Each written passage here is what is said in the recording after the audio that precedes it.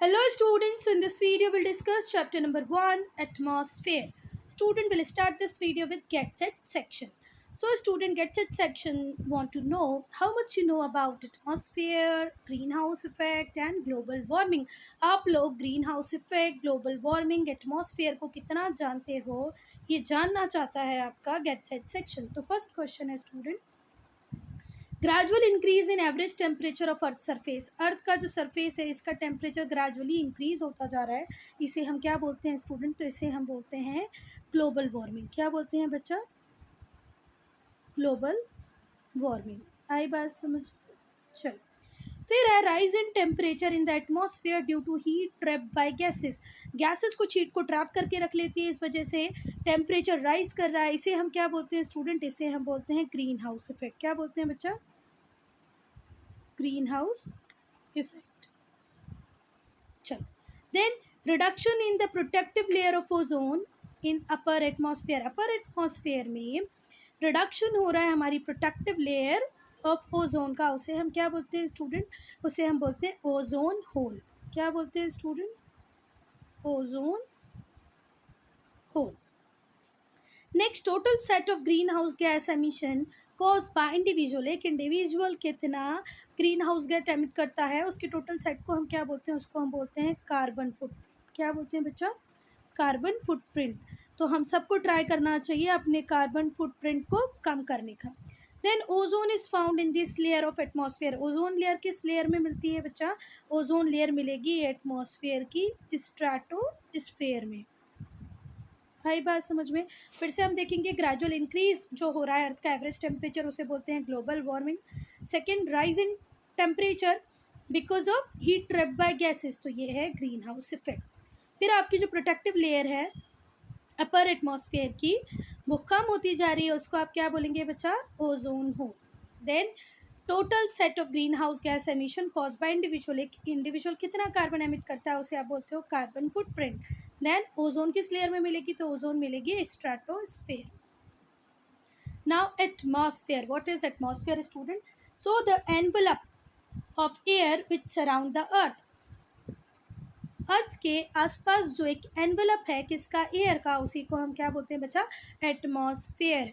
So the envelope of air that surrounds the earth is called atmosphere. ये रही हमारी अर्थ और अर्थ को सराउंड करने वाले इस एयर के एनवलप को हम क्या बोलते हैं स्टूडेंट? एटमॉस्फेयर. आई बात समझ में?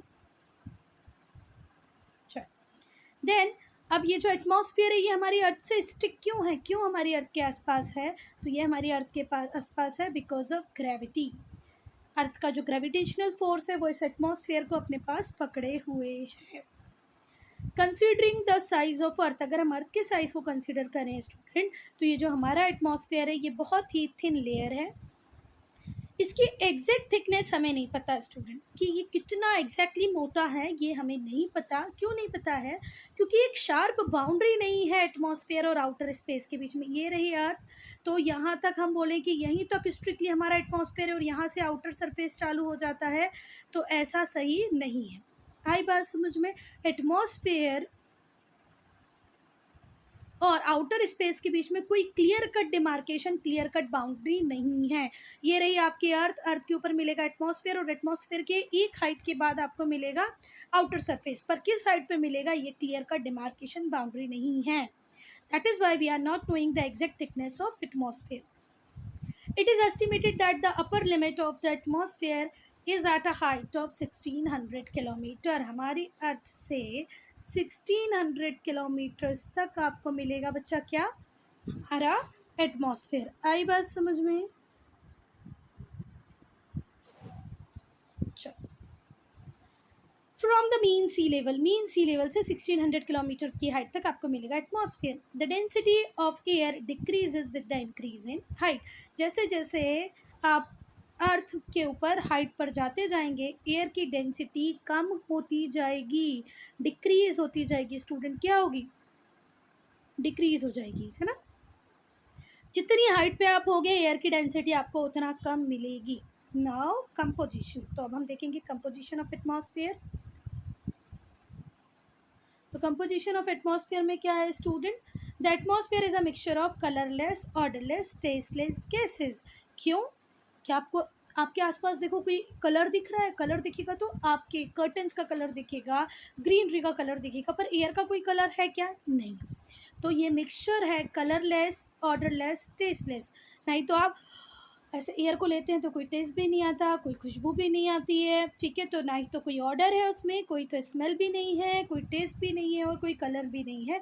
तो एटमॉस्फेयर वो गैसेस का मिक्सचर है जो कलरलेस है, ऑर्डरलेस है और टेस्टलेस है। The composition of air is not uniform. Air का जो कंपोजिशन है वो यूनिफॉर्म नहीं है। ये place to place, time to time vary करेगा, टाइम टू टाइम भी वेरी करेगा और एक जगह से दूसरी जगह भी ये वेरी करेगा। तो एयर का जो कंपोजिशन है वो यूनिफॉर्म नहीं है, ये बात याद रखें। The atmosphere is composed of gases. Air atmosphere में गैस होगी, वाटर वेपर होगी, डस्ट पार्टिकल्स होंगे और स्मोक होगा। स्मोक बोले तो धुआं जो हमारी फैक्ट्री एमिट करती हैं, ठीक है? हम जो चूल्हा वगैरह जलाते हैं विलेज एरिया में, उससे जो निकलने वाला जो धुआं होता है वो स्मोक हो गई। डस्ट पार्टिकल मतलब डस्ट, आपको पता ही है क्या होती है ना। फिर water vapour, presence of air, वो presence of water in air is called water vapour. हवा में पानी का होना वाटर वेपर है, या वाटर का अपने गैसियस फॉर्म में कन्वर्ट हो जाना क्या होता है बच्चा? Water vapour. When water converted into its gases form is called water vapour. तो एयर अपने एटमॉस्फेयर में आपको क्या क्या मिलेगी? गैसेस मिलेंगी, वाटर वेपर मिलेगा और डस्ट पार्टिकल और स्मोक, ये सारी चीज़ें आपको एटमॉस्फेयर में मिल जाएंगी। नाउ स्टूडेंट, ये गैसेस कौन कौन सी होंगी? तो इन गैसेस में इंक्लूड होंगी आपकी nitrogen, oxygen, argon, carbon dioxide, neon, ozone, hydrogen, helium, methane. Do remember कि ये जो हमारा एटमॉस्फेयर है इसमें कौन कौन सी गैसेस आपको मिल जाएंगी? Nitrogen, oxygen, argon, neon, carbon dioxide, ozone, hydrogen, helium, methane. Hydrogen, helium, methane, carbon dioxide, argon, neon, ozone, oxygen, nitrogen, ये गैसेस आपको मिल जाएंगे कहाँ पर? आपके एटमॉस्फेयर में। ये बात आपको याद रखना। अच्छा स्टूडेंट, दूसरी बात आपको याद रखनी है कि कई बार, हाँ, इसके अंदर वाटर वेपर भी होता है, ठीक है? Water vapour, argon, neon, ozone, hydrogen, helium, methane, oxygen, carbon dioxide. चलो अब हम देखेंगे कौन सी गैस किस अमाउंट में मिलेगी। तो सबसे ज़्यादा हमारे एटमॉस्फेयर में मिलेगी आपको स्टूडेंट नाइट्रोजन 78%। फिर 21% मिलेगी आपको ऑक्सीजन। 21% ऑक्सीजन हो गई, 78% क्या हो गई? नाइट्रोजन। तो अगर आप बच्चा 78 और 21 को प्लस करते हो तो 99 तो यही हो गया। मतलब हमारे 100%, अगर हम माने कि एटमॉस्फेयर में 100% गैसेस है तो उसमें से 99% तो सिर्फ कौन सी है? दो गैसेस हैं, एक है नाइट्रोजन और दूसरी है ऑक्सीजन। आई बात समझ में? मतलब ये जो रेस्ट 1% है, इस 1% में आ जाएगी आपकी hydrogen, helium, methane, neon, ozone and organ और कार्बन डाइऑक्साइड भी। आई बात समझ में? The other gases are found in very small quantities, 1%, 1% मिलेगी। The heavier gases like oxygen and water vapor and dust particle are found in, बेटा जितनी भी heavy gases हैं जैसे ऑक्सीजन हो गई, वाटर वेपर हो गई, डस्ट पार्टिकल हो गई, ये आपको कहाँ मिलेंगे स्टूडेंट? क्योंकि ये चीज़ें हैवी हैं तो ये आपको मिलेगी लोअर लेयर ऑफ एटमॉस्फेयर। तो वाटर वेपर, ऑक्सीजन, ये आपको कहाँ मिलेगी बच्चा? लोअर लेवल, एटमॉस्फेयर की लोअर लेवल पे। अब लोअर लेवल क्या होती है स्टूडेंट? ये रही हमारी अर्थ, और अर्थ के ऊपर ये रहा एटमॉस्फेयर। तो इस एटमॉस्फेयर की लोअर लेवल पे आपको मिलेगी ऑक्सीजन एंड वाटर वेपर। क्यों? क्योंकि ये हैवी गैसेस है। At many places, impurities like smoke, salt, carbon monoxide and other chemicals are also found. कुछ places पे आपको student impurities में मिल जाएगी एयर में। वो impurities होगी smoke, salt, carbon monoxide और दूसरे chemicals। तो स्टूडेंट इस डायग्राम को देखें, ये रही है हमारे एटमॉस्फेयर की 78% नाइट्रोजन, 21% ऑक्सीजन, और ये जो बचा हुआ 1% है इसमें आ जाएगी आपकी hydrogen, helium, argon, neon, helium, hydrogen, methane, ozone, ये सारी के सारी gases argon, neon, methane, ozone, helium, hydrogen, ये सारी के सारी इस 1% में आ जाएंगी। नाउ स्ट्रक्चर ऑफ एटमॉस्फेयर है ना, the atmosphere has layered structure, atmosphere एक लेयर्ड स्ट्रक्चर है, ठीक है। On the basis of composition, जो उसके अंदर कंपोजिशन होगा उसके बेसिस पे हमने एटमॉस्फेयर की डिफरेंट डिफरेंट लेयर बना नहीं दी है, ऑलरेडी बनी हुई है, हमने सिर्फ उसको नेम दे दिया है, ठीक है, कि यहाँ से यहाँ तक इस लेयर में ये गैसेस, इस लेयर्स का नाम ये है, फिर यहाँ से यहाँ तक आपको ये गैसेस मिलेंगी, ये फीचर्स मिलेंगे, इसलिए इस लेयर का नाम ये है, ठीक है। उनके कंपोजिशन, डेंसिटी और टेम्परेचर के अकॉर्डिंग, सो ये जो लेयर बनी है इसमें कंपोजिशन, डेंसिटी और टेम्परेचर को ध्यान में रख के हमने लेयर की नेमिंग की है। The atmosphere can be divided into 5 layer.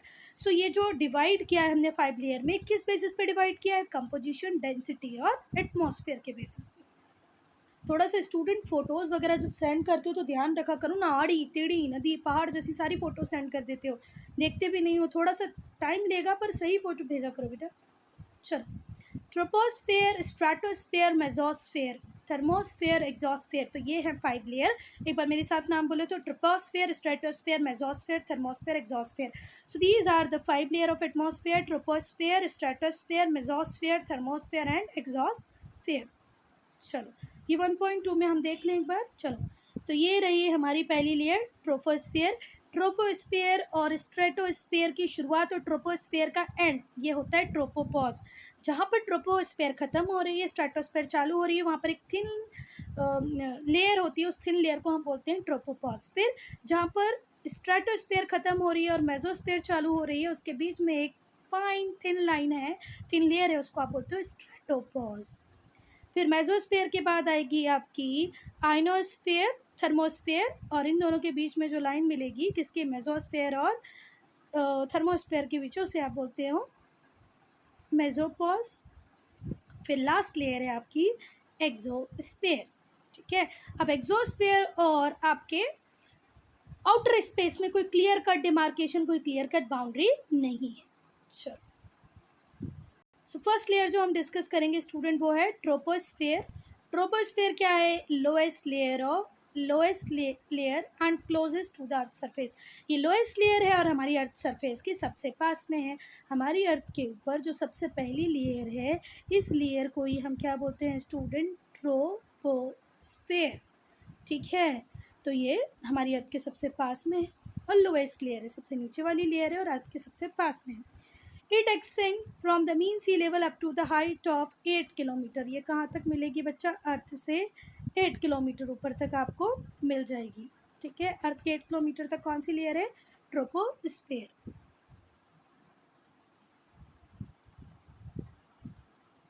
और स्टूडेंट्स पोल्स पर ये 8 किलोमीटर रहेगी, और अगर हम इक्वेटर की बात करें तो इक्वेटर पे ये 18 किलोमीटर्स होगी। अब देखो ज़रा बात, 3D इमेजिन करना है, ये बॉल रखी हुई है ना, तो इस बॉल में ये वाला पार्ट होता है इक्वेटर। तो इक्वेटर के ऊपर जो इसको थोड़ा 3D मेंशन करो कि इसको हम ऊपर की तरफ ले जा रहे हैं, तो इसकी जो हाइट होगी वो होगी 18 किलोमीटर।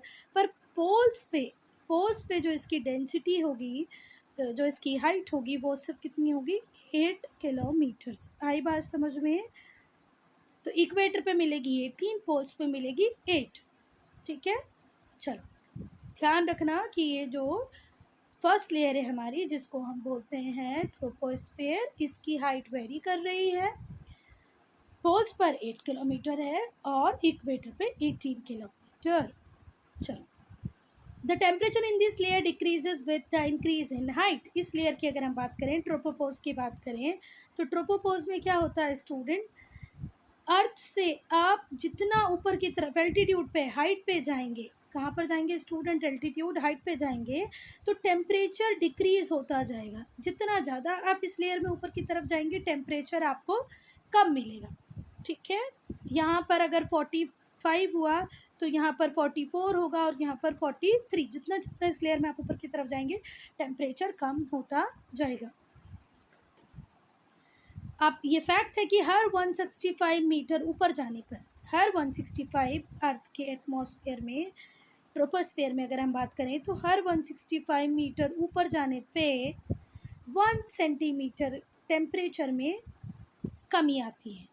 अगर यहाँ 44 था, आप 165 मीटर ऊपर यहाँ पहुँच गए, तो यहाँ पर टेम्परेचर ऑब्वियसली बात है आपको 43 मिलेगा।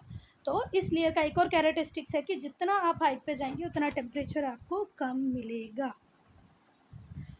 और स्टूडेंट, अगर आपकी मैम पूछती है कि वाटर वेपर और डस्ट पार्टिकल किस लेयर में मिलते हैं, तो बच्चा वाटर वेपर और डस्ट पार्टिकल सिर्फ आपको ट्रोपोस्फेयर में ही मिलेंगे, इसके अलावा कहीं नहीं मिलेंगे। So water vapour and dust particles are found only in this layer.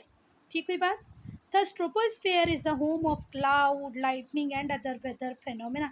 जितना भी वेदर फेनोमेना है स्टूडेंट, भले ही वो क्लाउड्स हो, लाइटनिंग हो, बिजली का कड़कना हो, बादल हो, ये सब वेदर फेनोमेना आपको कहाँ पर ही मिलेगा? ट्रोपोस्फेयर में ही मिलेगा, क्योंकि वाटर वेपर और डस्ट पार्टिकल्स यहीं पर है। सेकेंड लेयर है स्टूडेंट हमारी स्ट्रेटोस्फेयर। तो स्ट्रेटोस्फेयर किसके ऊपर है स्टूडेंट? ट्रोपोस्फेयर के ऊपर। तो ट्रोपोस्फेयर के ऊपर मिलेगी, ये रही हमारी अर्थ। अर्थ के ऊपर आपको मिली, पहले कौन सी मिली? ट्रोपोस्फेयर। ट्रोपोस्फेयर के लिए एक थिन सी एक लाइन मिलेगी जिसको आप क्या बोलोगे? ट्रोपोपॉज। ट्रोपोपॉज बाउंड्री है किस किस के बीच में स्टूडेंट? स्ट्रेटोस्फेयर और ट्रोपोस्फेयर के बीच की ये जो थिन लेयर है, इसे आप क्या बोलते हो? ट्रोपोपॉज।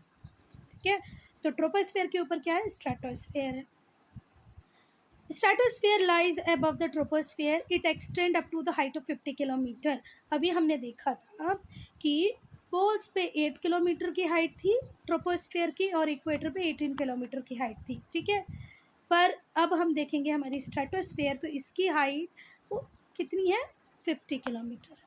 ठीक है, मीन सी लेवल से 50 किलोमीटर की ऊंचाई पे आपको मिलेगी। It extend up to height of 50 kilometre from mean sea level. Mean sea level से 50 किलोमीटर तक आपको मिलेगी बच्चा स्ट्रेटोस्फेयर। ये जो लेयर है ये सारे वेदर फेनोमेना से बिल्कुल दूर रहती है। ना ही तो कोई फॉग है, ना ही तो आपके डस्ट पार्टिकल है, ना ही स्मोक है, ना ही तो क्लाउड है। ठीक है, the movement of air is generally horizontal. और यहाँ पर मूवमेंट कैसी होती है? हॉरिजॉन्टल होती है। कैसी मूवमेंट होती है? हॉरिजॉन्टल। सो स्टूडेंट, अगर हम हॉरिजॉन्टल की बात करें तो ऐसा होता है, और वर्टिकल ऐसा होता है। हॉरिजॉन्टल लाइन ये होती है और वर्टिकल लाइन ये होती है। तो यहाँ पर जो एयर होती है वो कैसी होती है बच्चा? हॉरिजॉन्टल।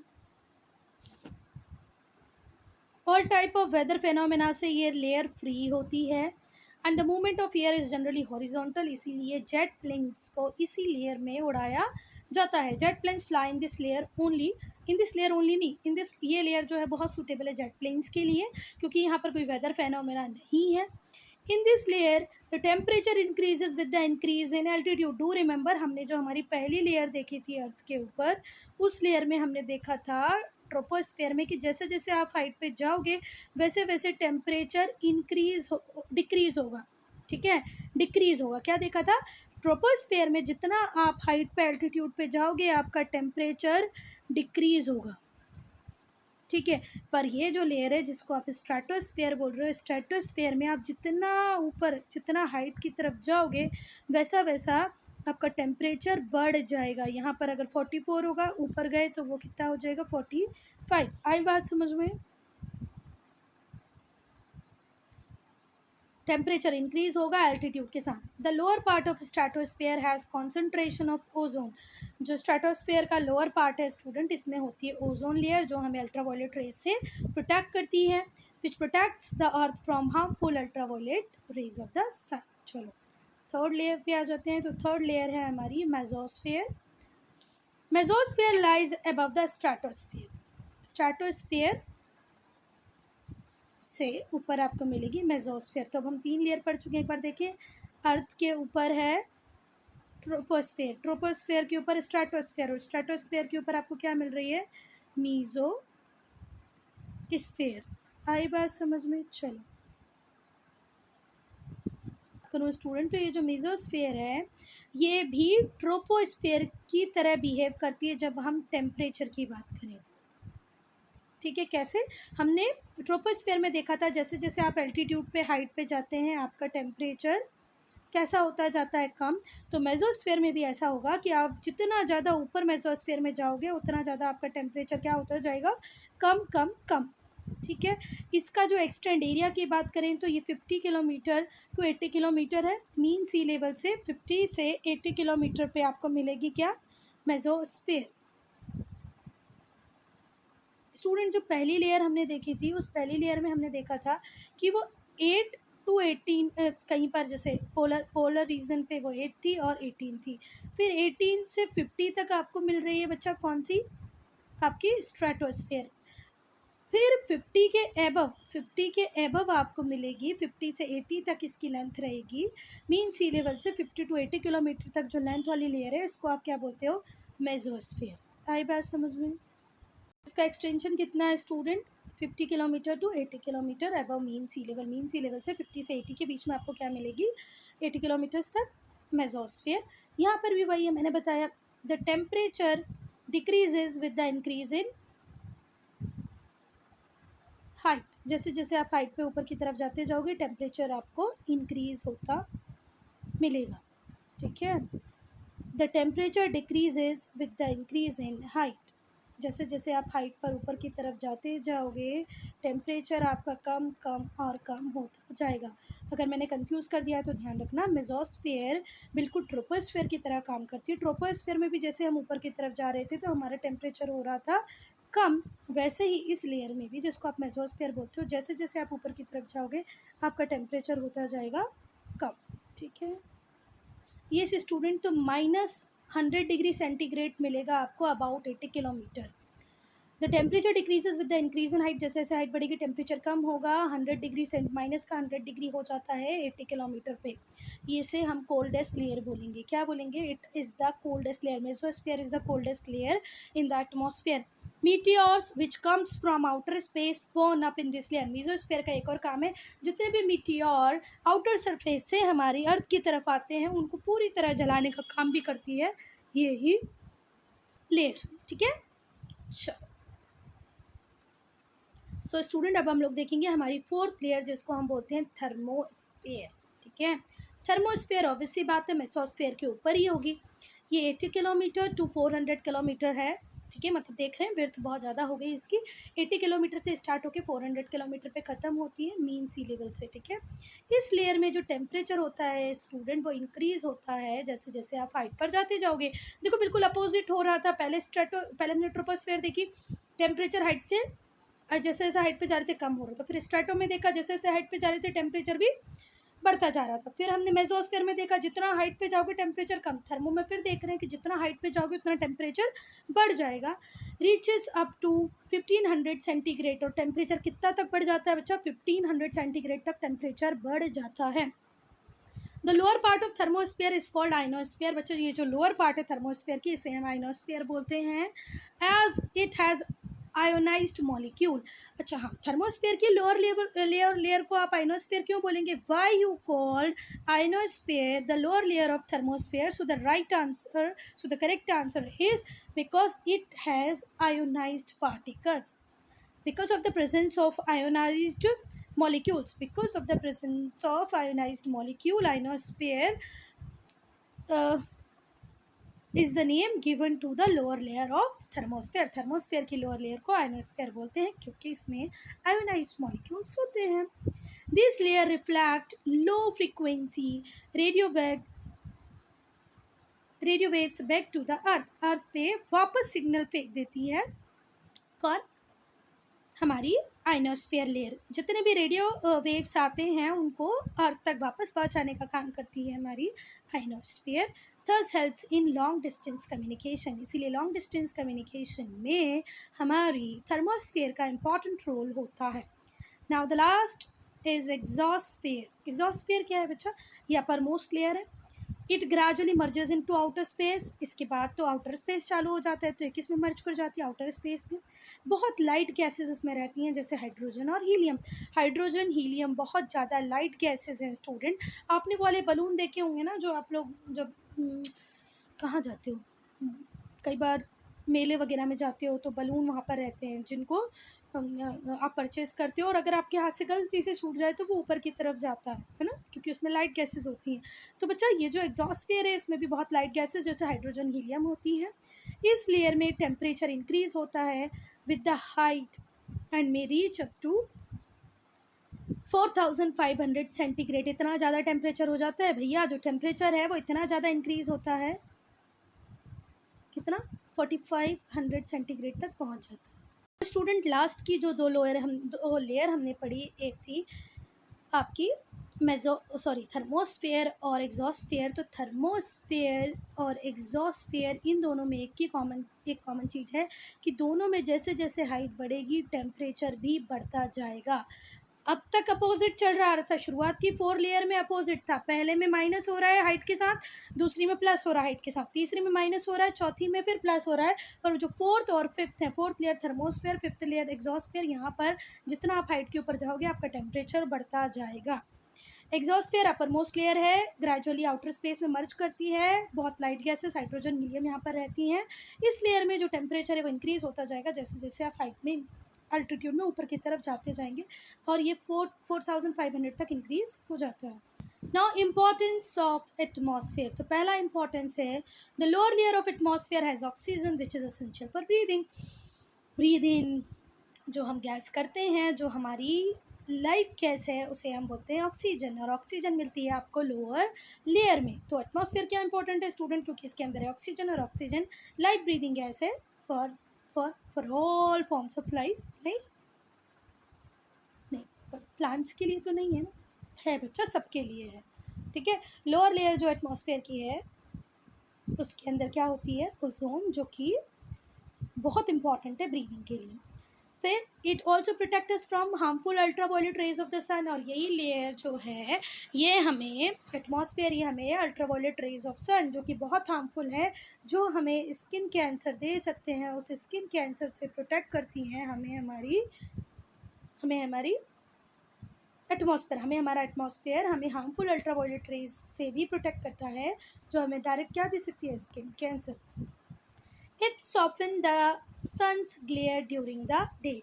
और बच्चा अगर एटमॉस्फेयर नहीं होगा तो ये जो सन है ये तो हमें बिल्कुल मार ही डालेगा। तो सन के ग्लेयर को भी दिन में सॉफ्ट करने का काम कौन ही करता है बच्चा, हमारा एटमॉस्फेयर। सन का ग्लेयर बहुत तेज होगा अगर एटमॉस्फेयर नहीं होगा तो, पर एटमॉस्फेयर के ग्लेयर को कम कर देती हैं हमारी एटमॉस्फेयर की लेयर। ये वो एटमॉस्फेयर है स्टूडेंट जो नाइट में हमारी अर्थ को वार्म रखता है, अर्थ के सरफेस को वार्म रखने की रिस्पॉन्सिबिलिटी रात में हमने किसको ही दी है स्टूडेंट, एटमॉस्फेयर को। एटमॉस्फेयर नहीं होगा तो रातें हो जाएंगी बहुत ज़्यादा ठंडी और दिन हो जाएंगे बहुत ज़्यादा गर्म, और दोनों ही हमसे डाइजेस्ट नहीं होंगे। अभी तो हम हाई गर्मी करते हैं तो फिर बाद में पता नहीं क्या होगा। It helps in the change of weather. Weather जो चेंज हो रहा है, ये वेदर को चेंज भी कौन ही करता है बच्चा, हमारा एटमॉस्फेयर।